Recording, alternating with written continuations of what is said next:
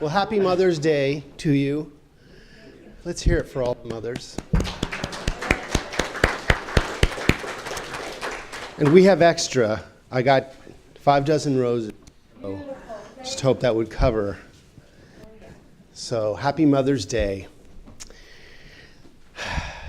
This is an old Jewish proverb, and it says, God couldn't be everywhere, so he created mothers. Because my mother was everywhere. Eyes in the back of her head, yep. You know when it got quiet, that there was something wrong. What are you doing? It's silent in your bedroom. Well, Dennis Merritt Jones, Dr. Dennis Merritt Jones, who's one of our other ministers, wrote this little piece, and it says, while we know that in truth God is indeed everywhere because God is omnipresent, present everywhere at one time, I've always appreciated the folk wisdom and metaphor as quoted here, that God is everywhere as mothers, because it depicts the ineffable character of the divine feminine, which is omnipresent, nurturing, and sustaining all things while excluding none. Dr. Ernest Holmes refers to the feminine principle as the universal womb of nature because as an omnipresent principle operating through all living things, it knows how to unconditionally nurture and grow to fruition whatever falls into its embrace. This is why when we have an idea that falls into a conscious being and you put activity behind it, you have a demonstration. That's how it works. We have an idea, we think about it, we pray about it, and we take action in the world. And there's a demonstration, something happens. But it all happens at the level of our belief. So you take a person who doesn't believe that it works, and they drop in the idea that it doesn't work, and they say prayer doesn't work because nothing happens, but it's happening perfectly because they don't believe that it works. And they say, oh, this stuff doesn't work, when actually the law is so perfect that your belief says that it's not working when it's working perfectly. Think about it. It's like if you were to say, I want money. How many times have I prayed for wanting money? And a bill comes in.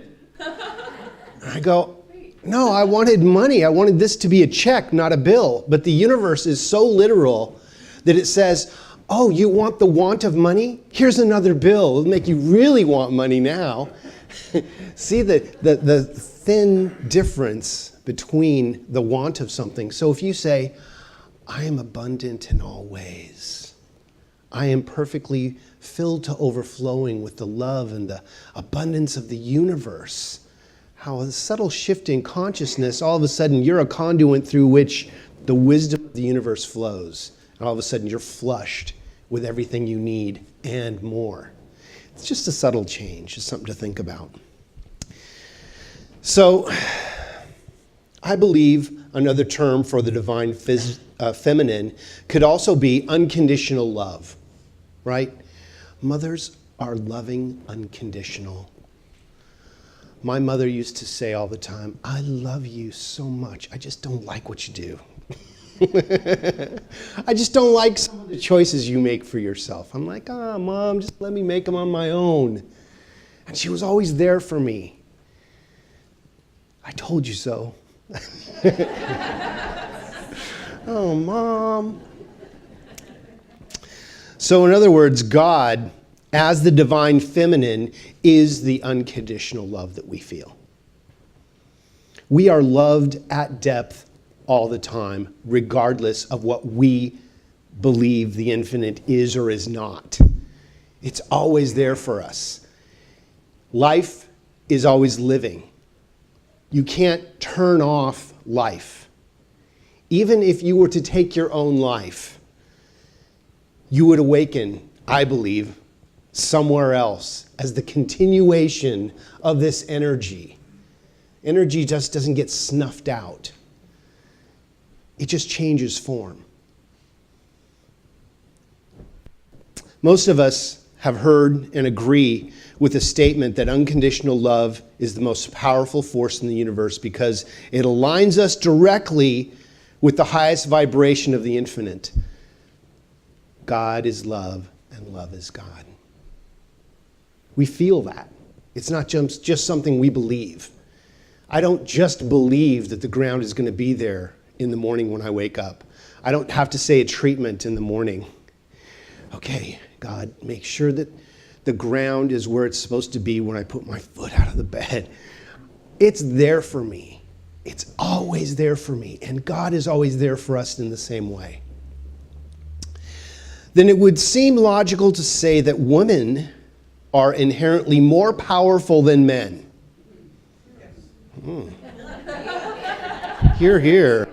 Absolutely. But wait, why? Because as a rule of thumb, women are far more likely to be in touch with their divine feminine, which is the unconditional love that exists as a universal principle. Now note, I did not say that women were stronger than men, more intelligent, or more important.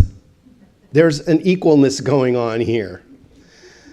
I said that women are simply more powerful. And why? Because I believe it's because women have a much easier time accessing their feeling nature, which is where authentic love resides. While this may well fly in the face of many of my male siblings out there, it is nonetheless seems to be true overall. Think about it. Think about it. The good news is the divine feminine, being an omnipresent principle, means we men have equal access to it if we're willing to stop for directions. I'm just saying, I'm calling one on myself, you know.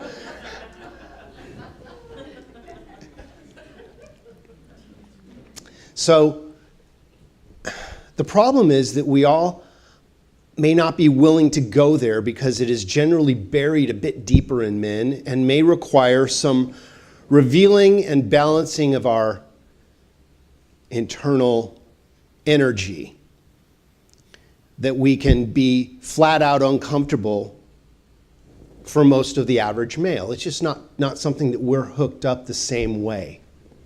We may have to dig deeper. We may have to look a little more closely. When it's hardwired into most women to have that connection to feelings, sometimes men are, let's say, soft-wired, or there needs to be a connection made, actually, for some of us.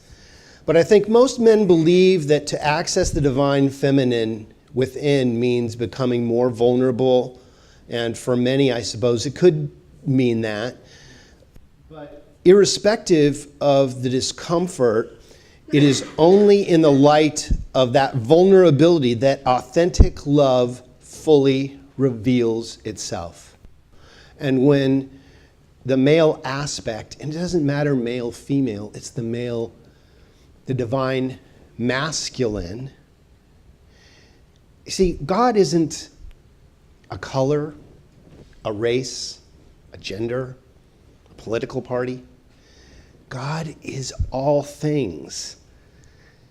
So if God is all things, it doesn't break itself down. It has broken itself down into the appearance of what we are, but it is everything that is.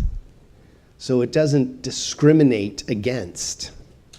I think that most men believe that to access the divine feminine within means to become more vulnerable. What does that mean? It just means we have to look a little deeper, guys. And it's worth it. Trust me. What I've discovered for myself is that the more willing I am to embrace the divine feminine within myself, balancing it with my masculine energy, the more likely I am to live openly in day-to-day consciousness of unconditional love. And it's really the best place to be. Rather than jumping to a hard decision, be open. Be gentle, be more listening. I'm saying this for myself.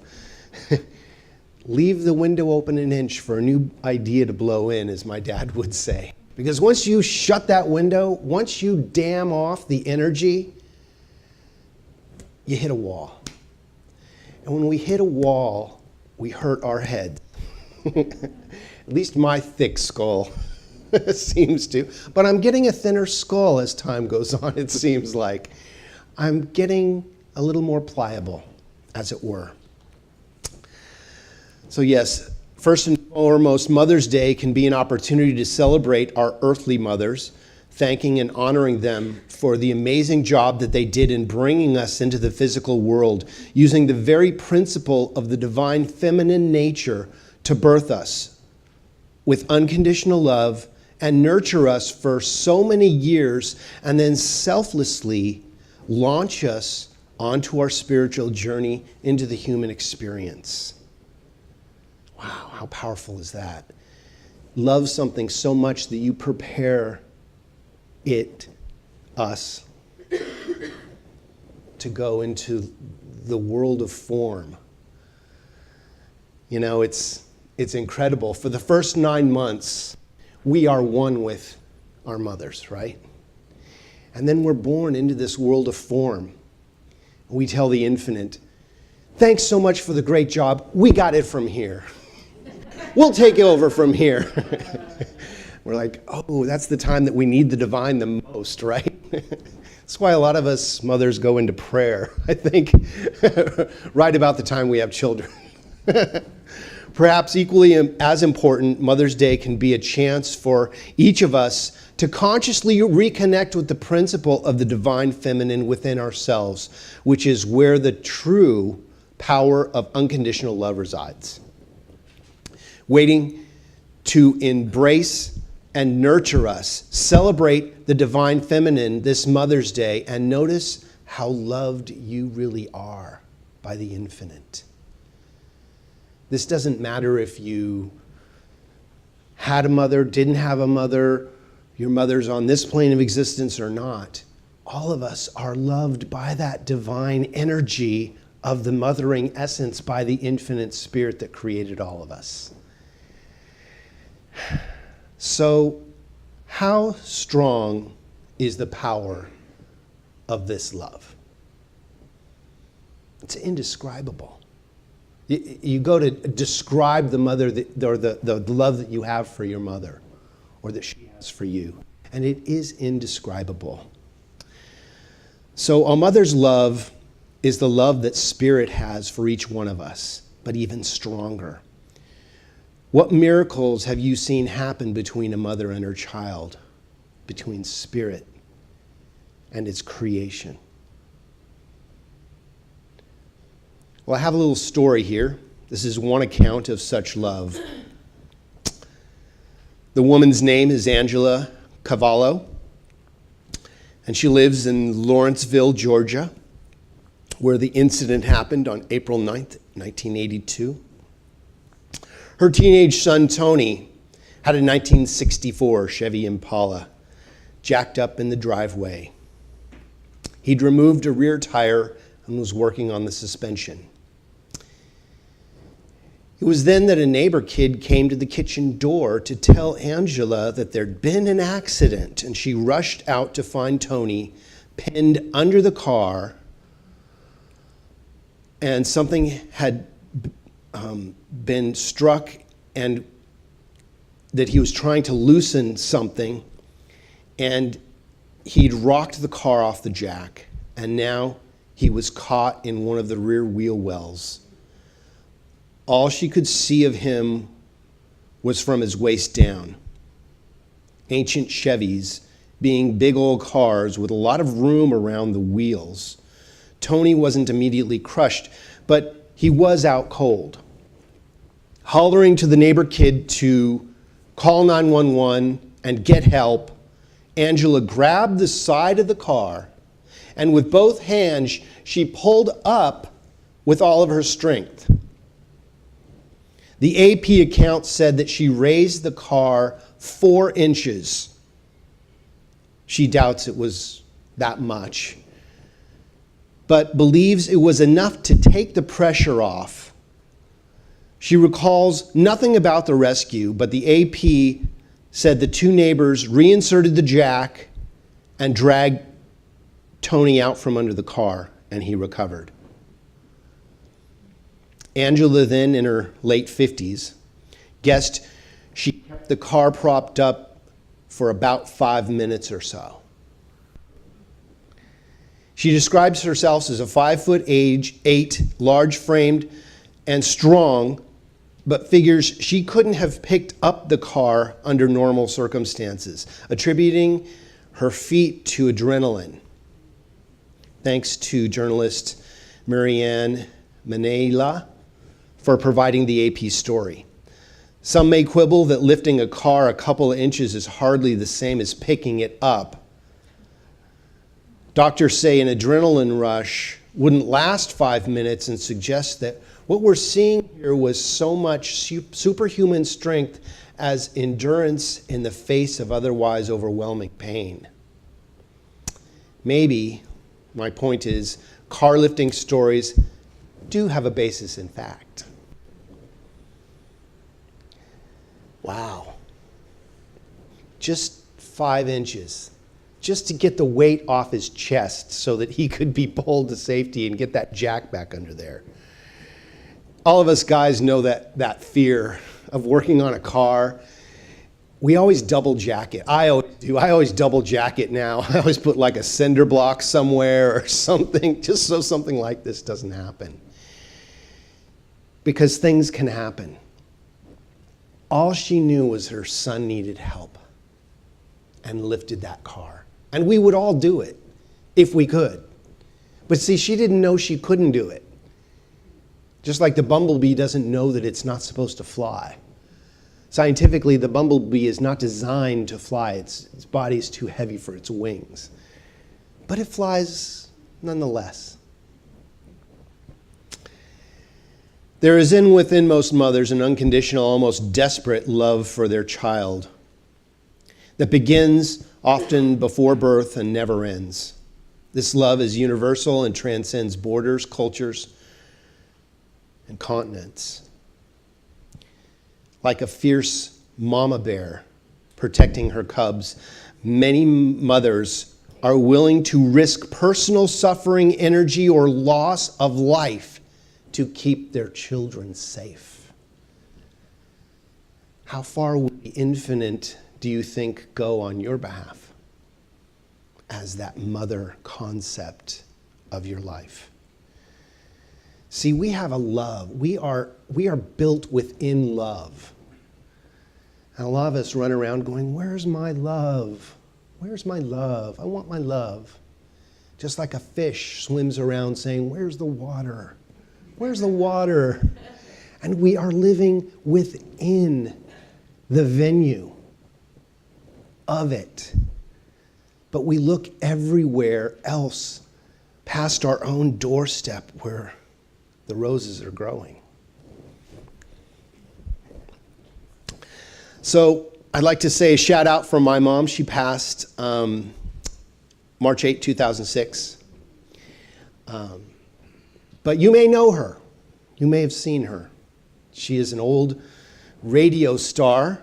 You may have heard her. She was the voice of Betty on Father's Knows Best Radio. Originated the character of Betty. She was also, for some of you younger kids, the voice of Drizella in Disney's Cinderella. Sing, sweet nightingale. Oh. That's my mom. That's my mom.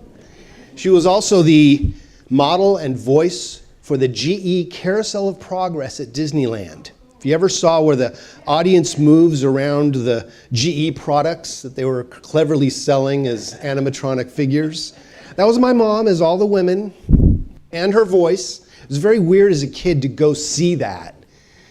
And I didn't understand that that wasn't her up there. And she's sitting with me. And it was just blew my mind. I'm like, Mom, Mom. But some of you may have seen her in that. And she's been on a lot of little bit parts in Dragnet. You know when they always said the facts, ma'am, just the facts? She was always the lady that was saying all the other facts of the neighborhood. That was her. She was that person.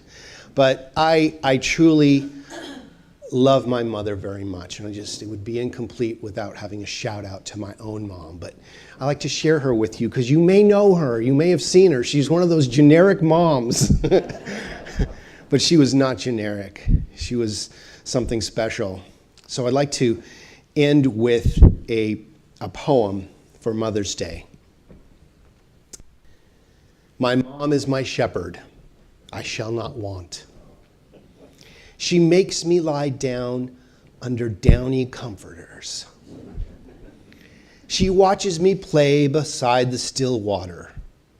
She restores my soul.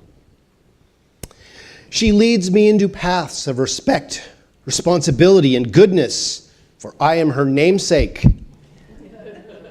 Yea, though I walk past the monsters in the dark, I shall not be scared, because my mom is always near me.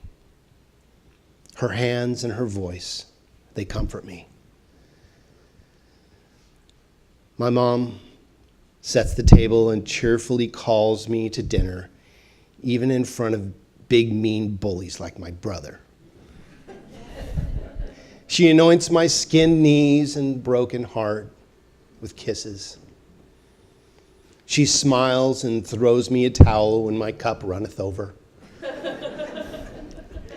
Surely God's peace, power, and mercy shall uphold me all the days of my life, for my mother taught me to dwell in the house of God forever. So it is. Amen. Happy Mother's Day. So let's go into prayer, shall we? Just close your eyes if that's comfortable for you, or just take a soft focus on the beautiful flowers or your rose or the candles or whatever takes you deeper. Let's go now and just remember who we are. So I invite you to bring to mind what you believe the infinite creative energy of the universe is to you.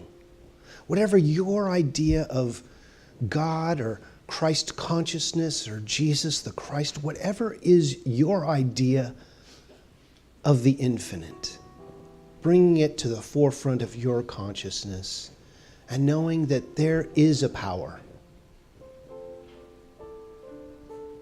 that guides the stars, that is the radiance of the sun itself.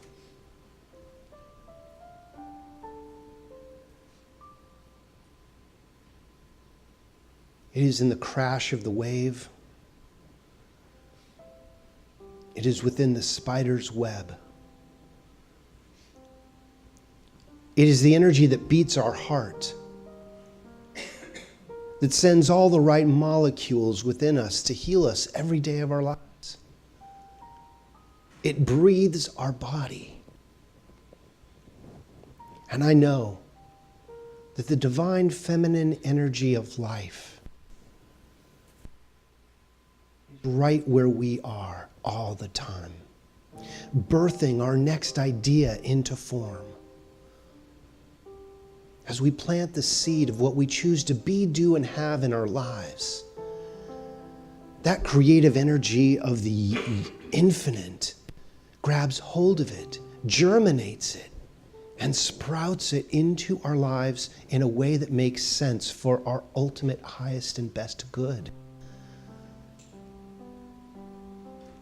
I speak a word of prayer today for anyone anywhere who has asked for prayer, be it written or spoken or typed, or perhaps just uttered, just spoken as the words, "Help me today." I know that that divine energy of all that is already right there and is now activated and comes forth as the next greatest yet to be in our lives. For there are truckloads of good on the way to each one of us. There are huge amounts of love waiting for our recognition of it, and we turn into it now. As we turn and face that divine feminine energy, we know that that love, that true love, that regardless of what we do or what we think, what we believe, is always right there. So I accept that love right here and right now. I say yes, absolutely yes. I'm grateful for this time, this space, and this place. For the ability to know, to choose, to learn, and to grow. And as I invite the divinity of infinity into our lives, it is active and presents itself in identifiable, miraculous ways. And I allow that to be. I accept these gifts and these blessings. As we move through our lives, we are blessed by that incredible power of the infinite energy of life that creates it all. As we release and let go with thanksgiving, placing these words directly into the law of mind, we are blessed, as together we say, and so it is. Amen. Thank you.